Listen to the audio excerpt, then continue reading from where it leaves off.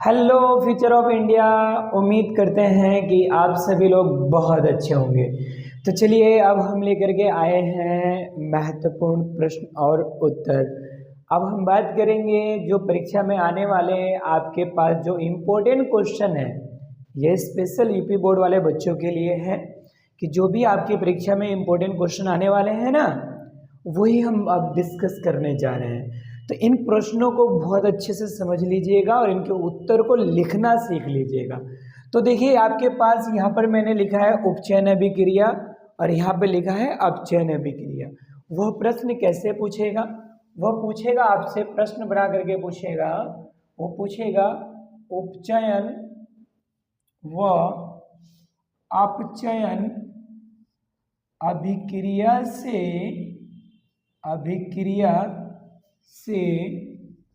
आप क्या समझते हैं? आप क्या समझते हैं? उदाहरण सहित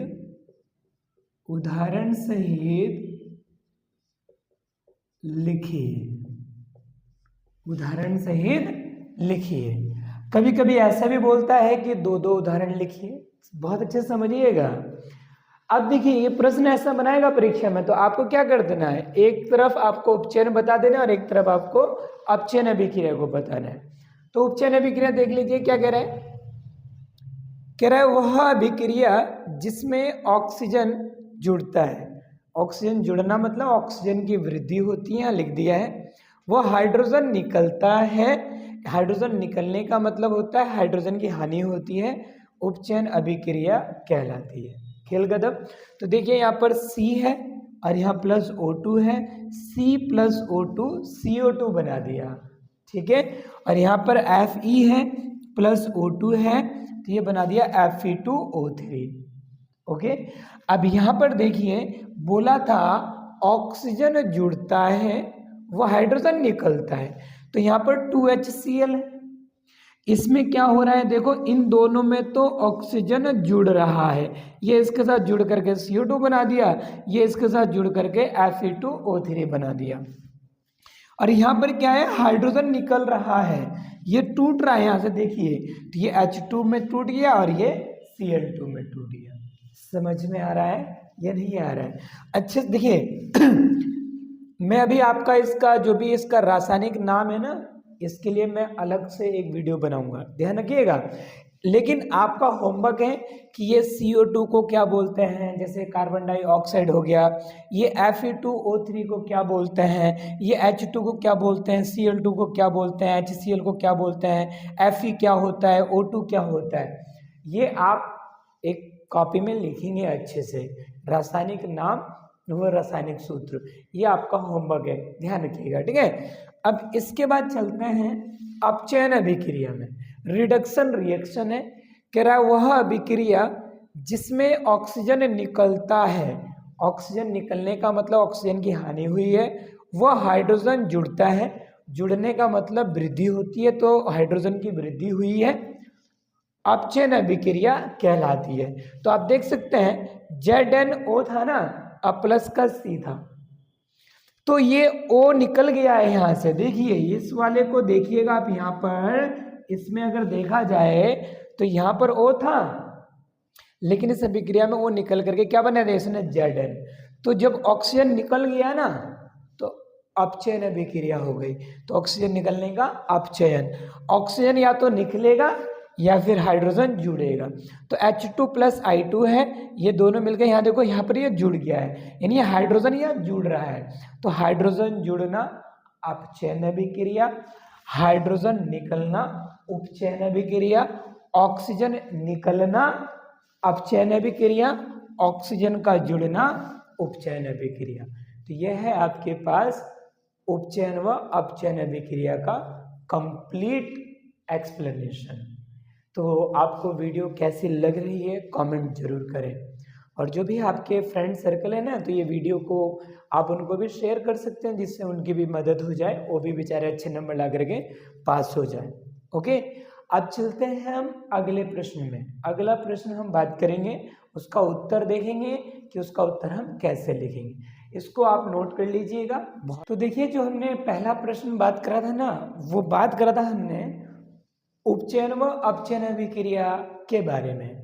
अब जो ये प्रश्न है ना, इस पर प्रश्न कैसे बनाएगा, कौन सा वो प्रश्न होगा जिसका उत्तर ये होगा, वो प्रश्न होगा आपके पास, प्रश्न होगा कि ऊष्माक्षेपी व ऊष्माशोषी अभिक्रिया से आप क्या समझते हैं, आप क्या समझते हैं, उदाहरण सहित लिखिए। लो जी, ऐसे बनाएगा वो सवाल, प्रश्न बनाएगा ऐसे, वो प्रश्न पूछेगा ऊष्माक्षेपी व ऊष्माशोषी अभिक्रिया से आप क्या समझते हैं, उदाहरण सहित लिखिए।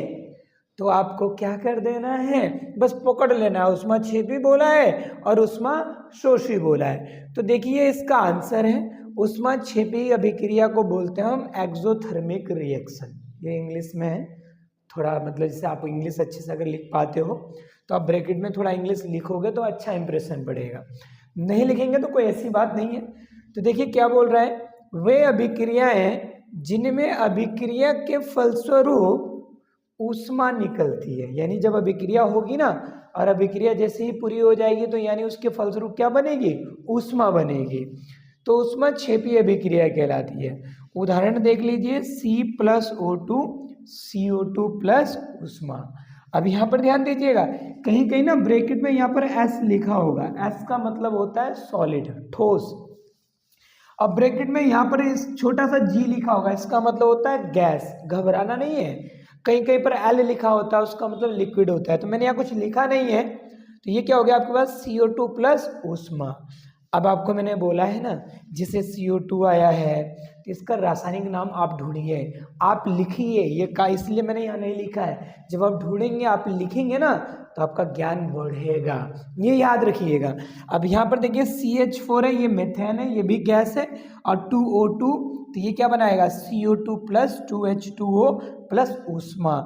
यहाँ पर भी ऊष्मा निकल रही है, यहाँ पर भी ऊष्मा निकल रही है, तो घबराना नहीं है, यह ऊष्माक्षेपी अभिक्रिया है।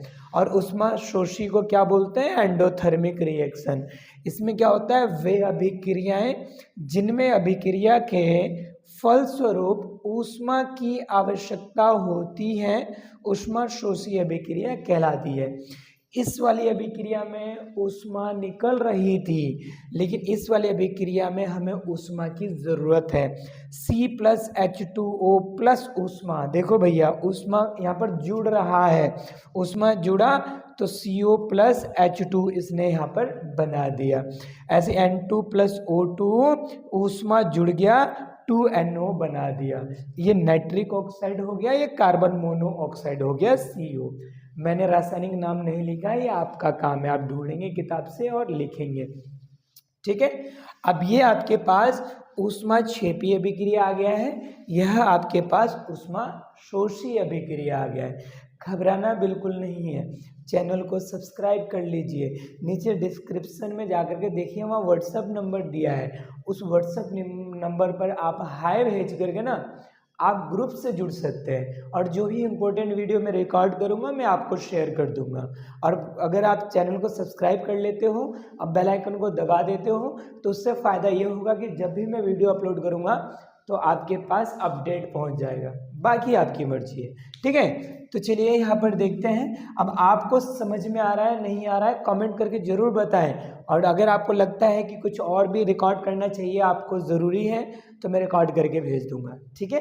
तो चलिए नोट डाउन कर लीजिए अच्छे से ये प्रश्न नंबर 2 को भी। अब इसके आगे तीसरे प्रश्न पे चलते हैं। तो देखिए अब आपके पास अगला प्रश्न है, यहाँ पर प्रश्न क्या है, रेडॉक्स अभिक्रिया से आप क्या समझते हैं, 2 उदाहरण देकर समझाइए। कितना प्यारा क्वेश्चन है, बहुत ही ज़्यादा इंपॉर्टेंट है। देखो भाई सारे क्वेश्चन इंपॉर्टेंट करा रहा हूँ, कोई फालतू क्वेश्चन नहीं है, थोड़ा अच्छे से प्रैक्टिस कर लीजिएगा। तो देखिए रेडॉक्स अभिक्रिया को अगर मुझे परिभाषित करना है तो मैं कैसे करूँगा, कह रहा है वह रासायनिक अभिक्रिया जिसमें उपचयन व अपचयन अभिक्रिया एक साथ होती है रेडॉक्स अभिक्रिया कहलाती है। उपचयन भी हो रहा है और अपचयन भी। तो उपचयन अभिक्रिया में मैंने आपको सिखाया था वह अभिक्रिया जिसमें ऑक्सीजन जुड़ेगा और हाइड्रोजन निकलेगा। ऑक्सीजन जुड़ना और हाइड्रोजन का निकलना यानी उपचयन, और हाइड्रोजन का जुड़ना और ऑक्सीजन का निकलना अपचयन। तो चलिए पकड़ते हैं यहाँ पर उसी हिसाब से। तो देखिए इस वाले अभिक्रिया में हाइड्रोजन निकल गया, हाइड्रोजन निकल गया है। जब हाइड्रोजन निकलता है तो कौन सी अभिक्रिया होती है? उपचयन अभिक्रिया होती है। समझ में आया? और जब ऑक्सीजन निकलता है, जब ऑक्सीजन निकलेगा तो कौन सी अभिक्रिया होगी? अपचयन अभिक्रिया होगी। ध्यान रखिएगा, हाइड्रोजन निकलना उपचयन और ऑक्सीजन का निकलना अपचयन। बहुत परेशान करती है रिएक्शन, इसलिए घबराने की कोई बात नहीं है, थोड़ा याद कर लीजिएगा। अब यहाँ पर देखिए ये CuO था ना, तो CuO में कौन निकला? ऑक्सीजन चला गया। ये ऑक्सीजन था ना हमारे पास, चला गया यानी निकल गया। और ऑक्सीजन जब भी निकलता है तो अभिक्रिया होती है अपचयन। ठीक है। और देखो H2 में ये वाला ऑक्सीजन जुड़ गया है, H2 में ऑक्सीजन जुड़ रहा है, तो यहाँ पर क्या हुआ? उपचयन अभिक्रिया। क्या हो गया? उपचयन। तो उपचयन अभिक्रिया अपचयन अभिक्रिया दोनों एक साथ हो रही है, तो इस अभिक्रिया को हम बोलते हैं रेडॉक्स अभिक्रिया। घबराना नहीं है, बिल्कुल भी नहीं घबराना है आपको। बस क्या करो, इसे वहाँ पर पॉज कर दो वीडियो को, यार सही से नहीं दिख रहा थोड़ा जूम कर लीजिए, और इसको पॉज करके क्या कर लीजिए, लिख लीजिए फटाफट। लिख करके फिर हम अब बात करने जा रहे हैं आखिरी क्वेश्चन के बारे में, जो आज का चौथा प्रश्न है, हम उसके बारे में अब बात करने जाएंगे। अच्छे से नोट्स बना लीजिएगा, व्हाट्सएप ग्रुप आप जरूर ज्वाइन कीजिए, क्योंकि मैं वहाँ पर और भी आपको सवाल भेजूंगा और भी प्रश्न उत्तर आपको भेजूंगा। बहुत मज़ा आने वाला है, तैयारी आपकी बहुत अच्छी होने वाली है। तो चलिए नोट डाउन कर लीजिए। तो देखिए यहाँ पर जो हमारे पास है वो प्रश्न नंबर 4 है। तो यहाँ पर मैंने देखो नंबर नहीं लिख रहा हूँ मैं, प्रश्न हर उसमें प्रश्न लिख रहा हूँ। तो यहाँ प्रश्न क्या है देखो, संक्षारण तथा विकृत गंधिता से आप क्या समझते हैं, लिखिए। तो लिखना है इसके बारे में। तो देखिए यहाँ पर संक्षारण क्या बोलता है, कोरोजन बोलते हैं इंग्लिश में। कह रहा वह प्रक्रिया जिसमें धातुएं वायुमंडलीय गैसों जैसे ऑक्सीजन, कार्बन डाइऑक्साइड आदि से अभिक्रिया कर अपनी ऊपरी सतह नष्ट करने लगती हैं, संक्षारण कहलाती है। तुमने देखा होगा लोहे की, जैसे यहाँ पर लिखा भी है, जैसे लोहे की कील का खराब होना, चांदी की सतह का काला पड़ जाना। तो ये काला क्या है, हरा भूरा रंग का मिक्सचर हो जाता है ऊपर, जैसे चांदी की पायल होती है ना, उस पर देखना उसकी सतह पर गंदगी जमा हो जाती है, तो भी एक तरीके से उसको वो खराब करने के चांस ज़्यादा होते हैं। ठीक है। तो देखिए ऐसे लोहे की कील को जब हम खुली वायु में छोड़ देते हैं तो कुछ समय पश्चात क्या देखते हैं कि उसके ऊपर भुर-भुर करके वो गिरने लगता है, यानी वो संक्षारण है। ध्यान रखना इस चीज को। अब यहाँ पर आता है विकृत गंधिता। तो विकृत गंधिता क्या बोलता है, खाने पीने की वस्तुओं अर्थात तेलीय पदार्थ को लंबे समय तक वायु में खुला छोड़ देने पर उसका स्वाद व गंध दोनों बदल जाता है, विकृत गंधिता कहलाती है। तुमने देखा होगा, अगर मैं बोलूं कि आपकी मम्मी ने आज बहुत अच्छी पकौड़ी बनाई है, ठीक है ना, उस पकौड़ी को आज आपने खाया ही नहीं, 5 दिन के बाद उस पकौड़ी को खाने का मौका मिल रहा है, जब खाओगे तो कैसा लगेगा, लगेगा अच्छी का खा लिए हमने, तो उसका स्वाद और गंध दोनों बदल जाएगा। आज ताज़ा ताज़ा खाओगे तो बहुत स्वाद लगेगा। तो वही बोल रहा है विकृत गंधिता में, रेंसिडिटी इसको इंग्लिश में बोलते हैं। तो देखो बोल भी रहा है, बनी हुई दाल को लंबे समय तक खुला रखने पर स्वाद का बदल जाना। दाल बनाते हैं ना खाने के लिए, और लंबे समय तक छोड़ दोगे, गर्मियों में होता है ना, जब लंबे समय तक छोड़ दो तो बसाने लगता है शाम को, अरुआ आ जाता है, होता है ना, तो वही वाली कहानी यहाँ पर भी है। अरुआनों को यहाँ पर विकृत गंधिता बोल दिया है, ये ध्यान रखिएगा। फिर बोल रहा है तेल में बने पकौड़ी का स्वाद बदल जाता है, तो ये बन गया ना, और दाल का स्वाद बदल गया, पकौड़ी का भी स्वाद बदल गया, खाने पीने का जितनी भी वस्तुएं हैं सबका स्वाद ही बदल जाता है। तो यहाँ पर ये संक्षारण है और यहाँ पर ये विकृत गंधिता है। तो संक्षारण को रोकने के लिए कौन कौन से उपाय करने हैं, ये आपका होमवर्क है, लिखना है। संक्षारण को रोकने के लिए आपको उपाय कौन कौन सा करना है, ये आपका होमवर्क है, कर लेना, ठीक है। और यहाँ पर विकृत गंधिता को रोकने के लिए कौन कौन सा उपाय है, आप इसको कर लेना। तुमने देखा होगा कि कभी ट्रेन में गए हो या हवाई जहाज में गए हो, कभी बेकरी में गए हो, तो पैकेट में भर कर रखते हैं खाने की चीज़ों को, चिप्स भर कर रखते हैं, वो खराब ही नहीं होता क्योंकि उसमें कुछ गैसें मिलाई जाती। मैं नहीं बताऊंगा अभी कुछ भी भैया, ये आपका होमवर्क है। तो इतना आपको करना पड़ेगा, ठीक है। तो ये आपको कर लेना है। व्हाट्सएप से जुड़ जाइए, चैनल को सब्सक्राइब कर लीजिए। इंपॉर्टेंट क्वेश्चंस में बहुत सारे लेकर के आऊँगा, आप अच्छे से उनकी प्रैक्टिस कीजिएगा। फिर मिलेंगे हम अगली वीडियो में, तब तक के लिए जय हिंद, जय भारत।